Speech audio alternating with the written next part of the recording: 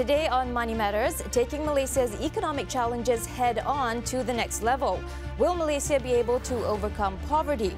How will the Economic Action Council change our lives? In the studio with us today to answer these questions, Minister in the Prime Minister's Department for Economy.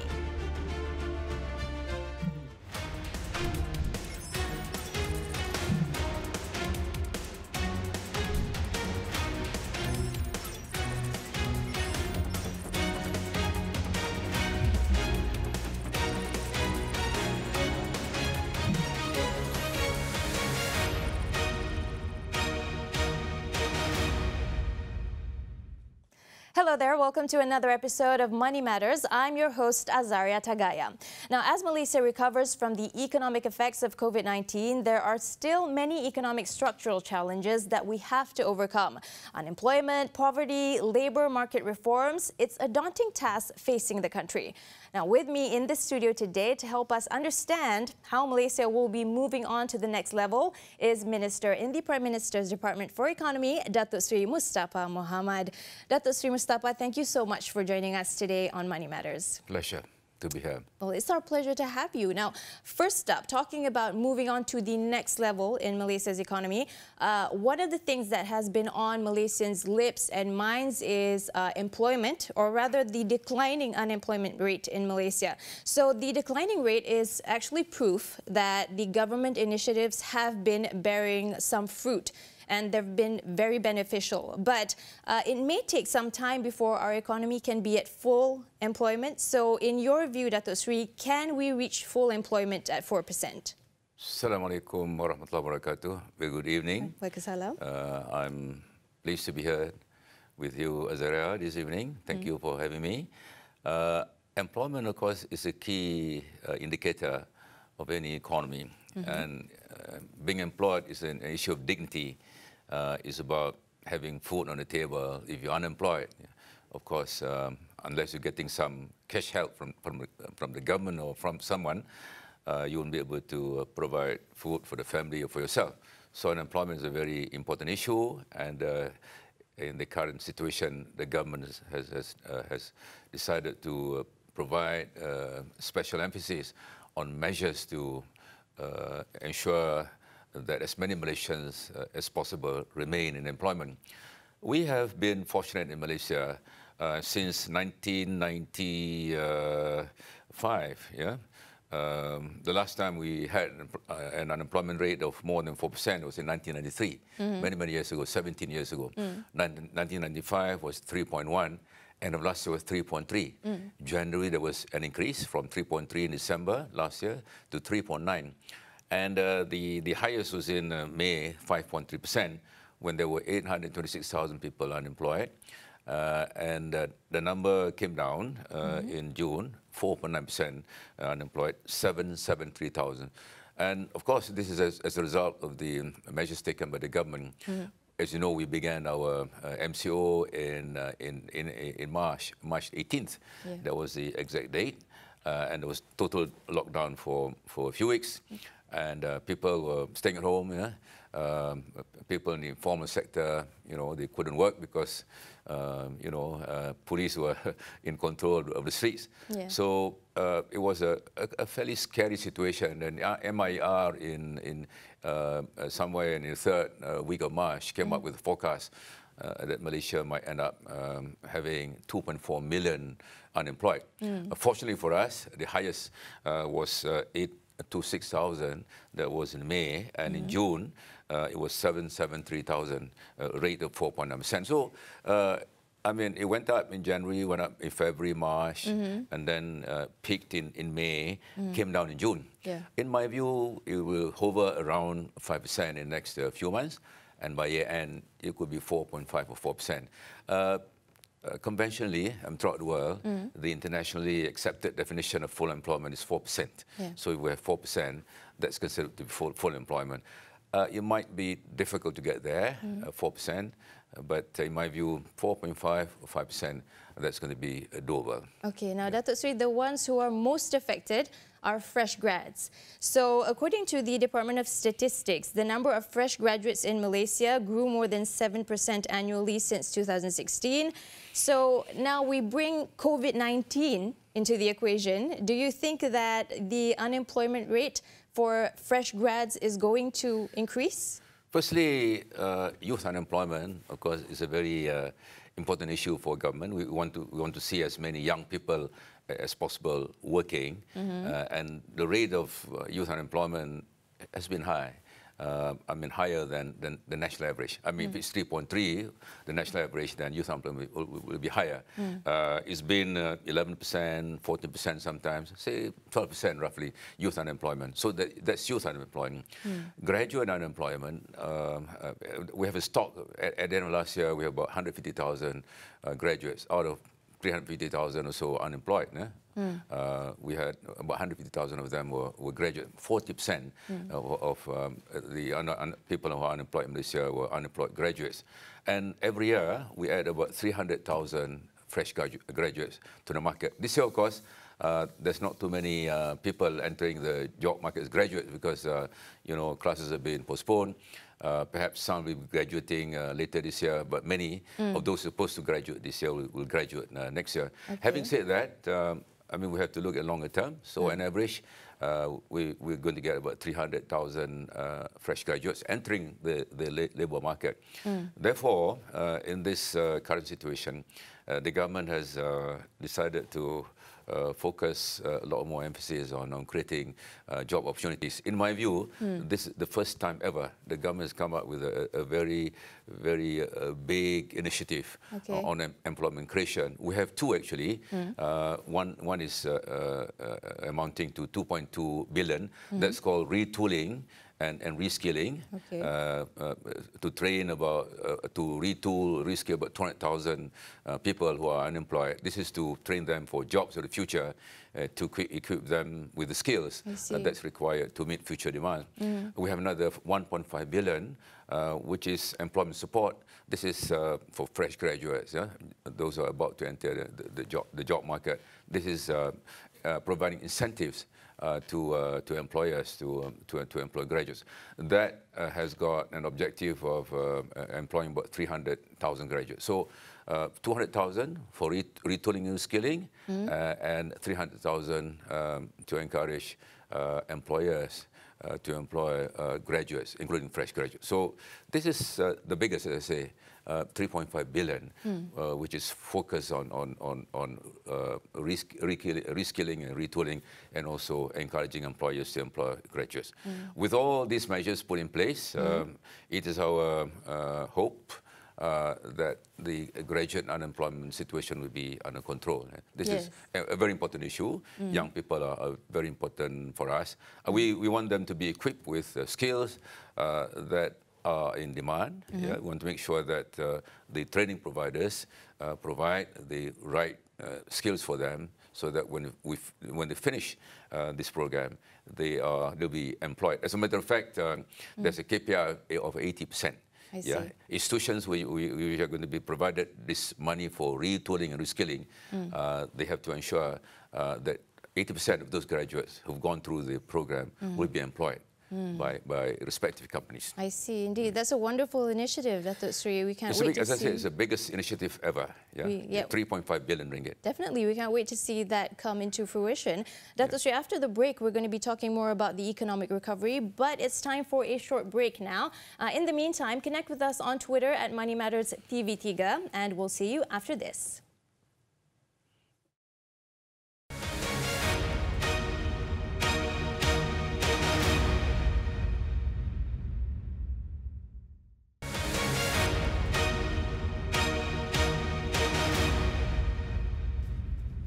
Hello there, you're still with me, Azaria Tagaya. If you've just tuned in to Money Matters, we're speaking to Minister in the Prime Minister's Department for Economy, Datuk Seri Mustapa Mohamed, on the country's economic challenges.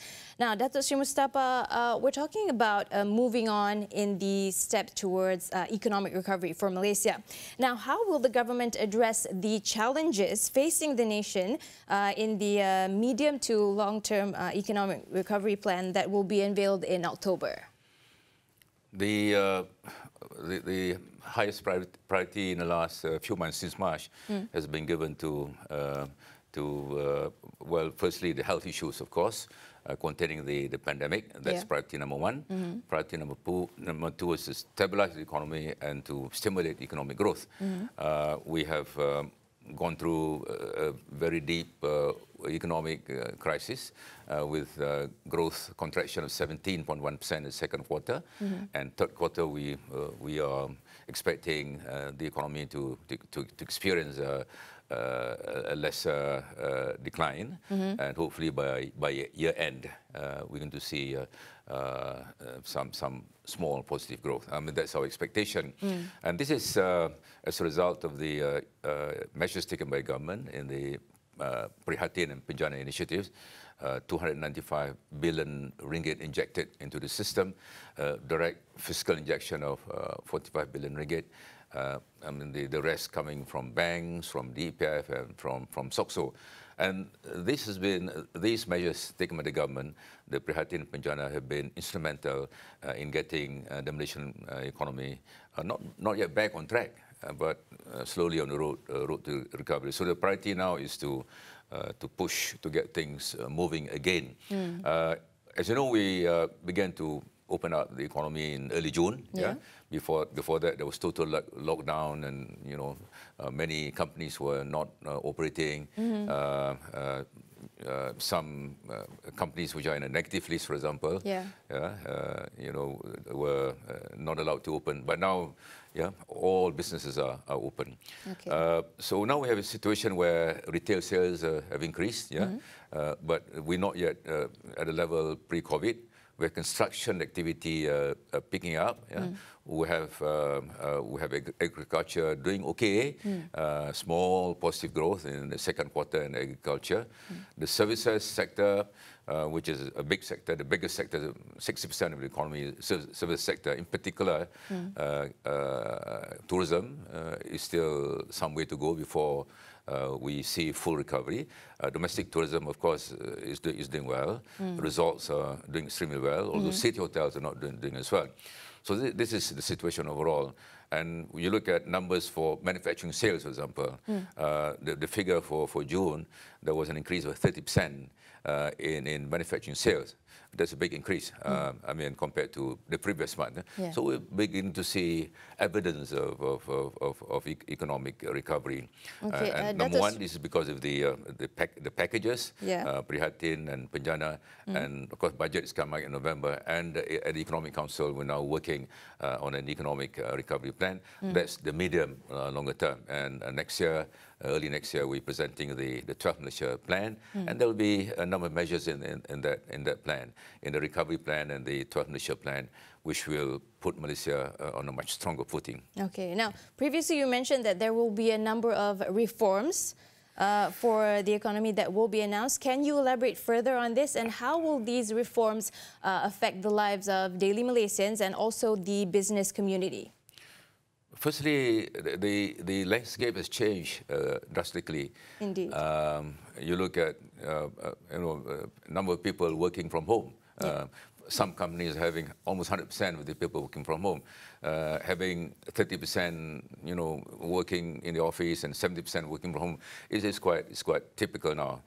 So this is one manifestation of how things have changed. Digitalization, for example, the gig economy has experienced exponential growth. So going forward, reform will have to take into account the change in the economic landscape. Tourism is going to be different. There will be not as many people in group tours. People will probably travel as individuals. Therefore, this reform, this is an opportunity. I mean, we're facing a lot of challenges, and there is this window for us to reform the Malaysian economy. We have to agriculture. We need to ramp up smart agriculture. For example, construction. We have to make sure that the number of foreign workers will continue to decline. We have to enhance automation. We have to accelerate digitalization, not only in the private sector, but also in government. The government has got to be more responsive. Bureaucracy and red tape has got to be cut. As a matter of fact, in the Economic Council, this has become one of the major priorities of the Prime Minister, who's chairman of the Economic Council. We, together with the Malaysian Productivity Corporation and the MITI, we've been working with them on a weekly basis, looking at sectors like horticulture, sectors like poultry farming, construction. Yeah, in actual fact, we have come up with a number of measures. For example, we come up with this proposal that if there's no response to an application within 28 days, in 28 days, then we consider done, and we consider that that particular authority has approved the application. This is in respect of construction certificate of completion and compliance. It's called CCC. So we got to reduce red tape drastically. We got to enhance digital adoption. We have to automate. We have to be firm in ensuring that more and more Malaysians take the place of foreign workers in this country. So this is an opportunity for reform, and the National Economic Recovery Plan will put in place a number of measures which will put Malaysia on a very sound footing to fully exploit opportunities in the future. Datuk Seri, how would you rate Malaysia's economic recovery? Rate? Yeah. Well, next year, all indications are that we will recover. Yeah. Of course, with the proviso that there's no second wave or third wave. I mean, contingent upon that, of course. But there's some confidence that we'll be able to overcome the current health challenges by next year sometime. So next year we're going to achieve positive growth between 6 to 8%. The chance we have a track record. A very good track record in Malaysia. This is not the first crisis but we faced. We faced a very serious crisis in 97, 98. That was East Asian crisis. We had the global financial crisis, 2007, 2008. And in all those crises in the past, we've been able to bounce back, with a rapid rate of growth in the Malaysian economy. What is important is that it's not just growth. Quality growth is important. We want better incomes. One issue we have is that we've been creating lots of low-paying jobs in the last 20 to 30 years. So we've got to be looking at quality employment opportunities, quality investment. We got to look at better housing, better quality of education, health services. So it's not just income in money terms, but also improving the quality of life. We have, in October last year, adopted the Shared Prosperity Vision, which is going to be the basis for the 12 Malaysia plan and going forward.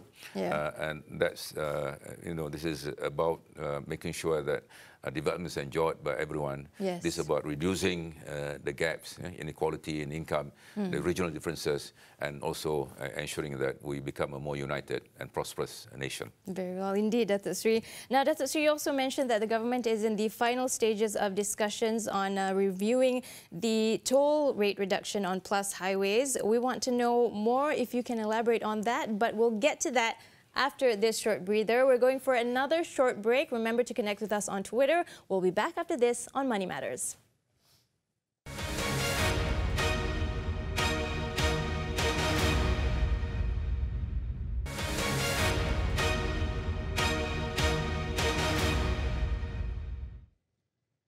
Hello there, welcome back to Money Matters. We are talking about taking Malaysia to the next economic level. And with us in the studio, we're still joined by Datuk Seri Mustapa Mohamed. Now, Datuk Seri Mustapa, earlier before the break, we talked about the toll rate reductions that you mentioned in the Dewan Rakyat this week. So is there anything that you can elaborate on? Perhaps when can we target to see this being done? Do you have a time frame? We have 35 toll highways in Malaysia. 29 have been completed and 6 more are in construction. And highways have played a very important role. The North-South Highway, for example, has opened up this country. It has contributed to economic growth, and we acknowledge the importance of privatization in providing excellent infrastructure to Malaysians. But having constructed the highways, the North-South started with a toll rate of 5 cents per kilometre. Now it's about 11.5 after the reduction of 18%. I'm talking of the North-South Highway. It's been controversial because the public feels that they should use the highways free of charge. Yeah?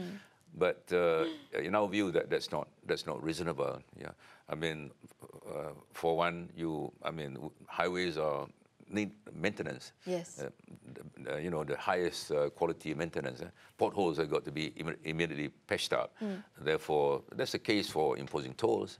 And it was for that reason that the government embarked on this policy of privatization. So tolls have been very controversial, become a very hot political subject. And the previous government decided to review tolls. And 1st February this year, the previous government decided that tolls on highways owned by plus 7 altogether, including 2 bridges, shall be reduced by 18%. So now, from about 13.6 cents per kilometer is about 11.15, if I'm not mistaken, 18% reduction, which is, of course, welcome by the public. What we're doing now, this present government, is to look at the terms which were agreed upon by the previous government to refine with a view to getting the best deal for everyone, for the government of Malaysia. There are 5 stakeholders. Yeah? There is the government of Malaysia, of course, the people of Malaysia, Khazanah, which owns 51% of plus, EPF, which owns 49%.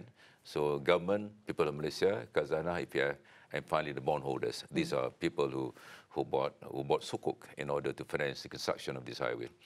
Going forward, we are together with the Ministry of Public Works, the Ministry of Finance, and UKAS, which is the public-private partnership arm of government, which is part of the Prime Minister's Department. We are now doing a thorough review of all these issues. Yeah? But having said that, tolls are necessary, yeah, to maintain the highways. Of course, highways were built on borrowed money. Those borrowed monies have got to be repaid, and who's going to pay for them? Yes. I mean, it's only fair that we charge those who use the highways. We cannot be charging, people from my kampong in Jeli, for example, because they're not using those highways. Yeah? So, in our view, tolls are necessary, but I think what the public want to see is tolls which are reasonable and affordable. Yes, it is in that context that we have embarked on this review, and it's quite a complicated subject. It is not only 7 which are under plus, there are 35 altogether. So, on that note, do you think it can be reduced? Well, I cannot promise, but because nothing is. Nothing is decided yet. Yeah? I mean, 18% is decided. What we do now is to review the terms with a view to getting a better deal for everyone, 5 stakeholders. Yeah? Yeah. But this is only 7 of the 35, and for the other 28 or so. We have embarked on a thorough study. There's a proposal, for example, by one company to have a highway trust. You're putting everything in a trust, and by doing so, tolls can be probably lower. Yeah, but anyway, this is still work in progress. Yeah, okay, so and it's very complicated. Yeah, we have to go into details. Yeah? And it will be some time before we come up with a final decision. For the moment, we are doing plus, yeah, reviewing the conditions which have been agreed upon by the previous government to see what else we can do in order to improve the terms of that particular agreement. Okay, so it will take some time, but can you give us a time frame? Perhaps when do you target this to be done? The results will be known. Hopefully within 6 months. Yeah, 6 months. Yeah. Okay. But tolls a must. I must emphasize, because you need to maintain the R&R. Yes. Every highway has got rest and recreation area. You maintain the toilets, yeah? But more importantly, the roads has got to be in the best condition, because drivers are they're driving at least 110 kilometers an hour, and the highways have got to be in the best condition. Because it's for us at the end of the day. Yes, yeah. Okay, now Datuk Seri, moving on to the economic recovery. Of course, one of the most important things is the Economic Action Council, or EAC. Can you explain to us what are the tasks of the EAC in facilitating the economic recovery in Malaysia? Firstly, this is the highest priority by the Prime Minister, the new Prime Minister, when became Prime Minister. the first major statement was setting up of the Economic Action Council, comprising of some key people in government and also some prominent members of the private sector. And this has provided a platform to discuss some very important short-term challenges. The council has been meeting every week since 11th of March. We have considered more than 40 papers. Yeah, we have looked at, of course, economic recovery programs. We've been monitoring implementation of all these programs, Penjana and Prihatin. We get reports from Laksana, which is an arm of the Ministry of Finance. But more importantly, this is a platform to discuss ideas, strategies. We have the governor, the Ministry of Finance, the Minister of Finance, the meeting minister, myself, and a few key people. And we have come up with, very sound strategies to ensure that the Malaysian economy is placed on a firm footing. What's important is that, firstly, we've been listening. We are close to the ground. We have engaged with many organizations. We have done more than 200 engagements with various sectors, private universities, lawyers, engineers, of course, people involved in the gig economy, digital, you name it, civil servants. So it is one of the very important platform. One of the most important platforms created by the government of Malaysia in dealing with the crisis.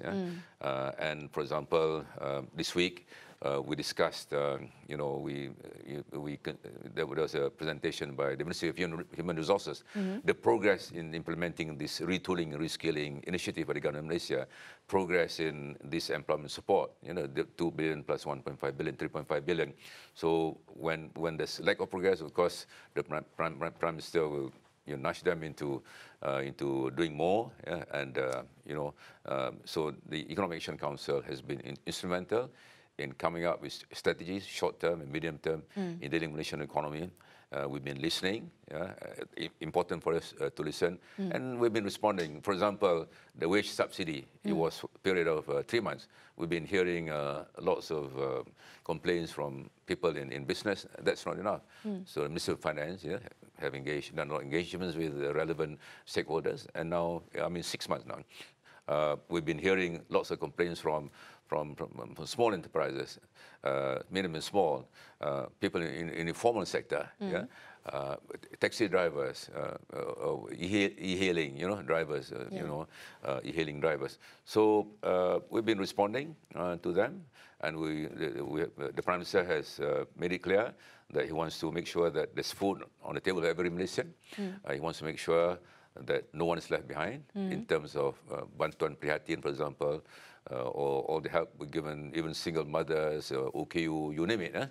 So through all these engagements, the Ministry of Finance and the whole government of Malaysia, Economic Action Council, we've been able to come up with a very comprehensive package of measures to alleviate the hardship being faced by Malaysia. The moratorium, for example, and now it is targeted moratorium, and it's a very dynamic plan. All the plans were put in place. The plans are very dynamic. We've been listening to the ground, and there have been some adjustments. Of course, we have to be mindful of the financial situation of the country as well. But we are considered to be one of the best countries in the world, not only in terms of dealing with the pandemic, but also in coming up with timely policies in order to alleviate the hardship faced by Malaysians throughout the country. Yes, the additional measures that you mentioned just now, Datuk Seri, when do you expect we can see the results roll out? Well, the results are there. The opening up of the Malaysian economy, manufacturing, for example, is working at pre-COVID conditions. Construction, agriculture, the small businesses have started to open, retail shops and 100% open. But the volume of business, of course, when we saw the retailers, a big range of some of the retailers have only got 30% of the sales before COVID. Some have gone to 80%, for example, but not many have moved up to the pre-COVID days of 100%. And that's got to do partly with our borders being closed. For very good reasons. Tourists play a very important role in this country. You go to places like Johor, For example, Johor Bahru is quite linked with Singapore, dependent on Singapore. Sabah is dependent on tourism, for example. So tourism is, of course, as we know, is the hardest hit among all the sectors in the Malaysian economy. But even for tourism, there's been some help. There's a tourism fund, 1 billion ringgit. Hopefully that will help a bit the tourism sector. Yeah. So these measures have been successful. And people really appreciate. I mean, the Ministry of Finance has done, a few surveys to look at, to find out how people are doing, and people they're happy with what the Prime Minister has done. The priority and highest priority given to the health issue in dealing with the pandemic, and the highest priority given to economic recovery measures. And the Economic Action Council has played a very important role in all this. Yes, indeed, Datuk Seri. And we do look forward to seeing more of the government's initiatives bearing fruit in the future. Now, but we need to work closely with, we've been working closely with the private sector. I mean, government alone cannot solve all the problems. We have the ideas. When it comes to, implementation, for example, we need the help of everyone, every Malaysian. So we're lucky because we had the support of almost every Malaysian in this effort to make sure that we are safe and we're able to enjoy the good things we've been enjoying before COVID. And hopefully by next year, things will be back on track and will be, on a very solid foundation to fully exploit the opportunities going forward. Yes, hopefully, Datuk Seri. And as a Malaysian myself, I can say that we are definitely looking forward. And we're proud of what we've done.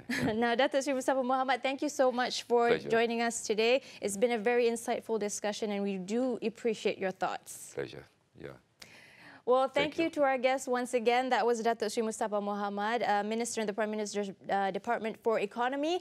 Before we go, let us know your comments about today's discussion. What should be the priority in Malaysia's economic recovery, especially with the COVID-19 pandemic in the picture? Now, find us on Twitter and let us know there. We'll be back next week with more money insights that matter. Till then, I'm Azaria Tagaya. Thanks for watching. Take care.